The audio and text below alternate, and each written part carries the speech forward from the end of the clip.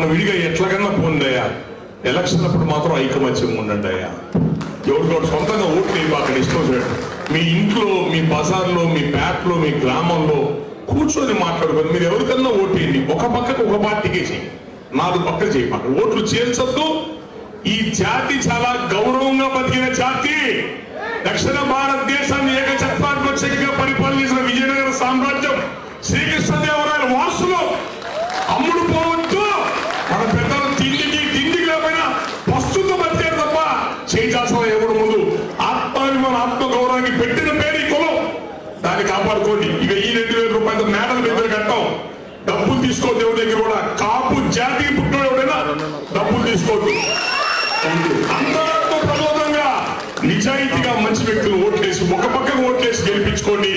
రేపు రాబోయే ఎలక్షన్స్ లో ఏ ప్రభుత్వాలు ఏర్పడ్డా ఈ కాపుల వల్ల ఏర్పడ్డాయనే ముద్ర తీసుకురండి. ఇప్పుడు మనం విడిగా ఎట్లాగన్నా పోందయ్యా, ఎలక్షన్ అప్పుడు మాత్రం ఐకమత్యం ఉండండి అయ్యా. ఎవరికో సొంతంగా ఓట్లు వేయి అక్కడ ఇష్టం. మీ ఇంట్లో, మీ బజార్లో, మీ పేటలో, మీ గ్రామంలో కూర్చొని మాట్లాడుకొని మీరు ఎవరికన్నా ఓటు వేయండి. ఒక పక్కకు ఒక పార్టీకే చేయి, 4 పక్కలు చేయి. పక్క ఓట్లు చేర్చొద్దు. ఈ జాతి చాలా గౌరవంగా బతికిన జాతి. దక్షిణ భారతదేశాన్ని ఏకఛత్రాధిపత్యంగా పరిపాలించిన విజయనగర సామ్రాజ్యం శ్రీకృష్ణదేవరాయల వారసులు అమ్ముడు పోవచ్చు. మన పెద్దలు తిండికి లేకపోయినా ప్రస్తుతం బతికారు తప్ప చేయాల్సిన ఎవరు ముందు ఆత్మాభిమాన ఆత్మగౌరవానికి పెట్టిన పేరు కులం. దాన్ని కాపాడుకోండి. ఇక ఈ 2,000 రూపాయల మేడల మీద కట్టాం. డబ్బులు తీసుకోవద్దు. ఎవరి దగ్గర కూడా కాపు జాతికి పుట్టిన ఎవరైనా డబ్బులు తీసుకోవద్దు.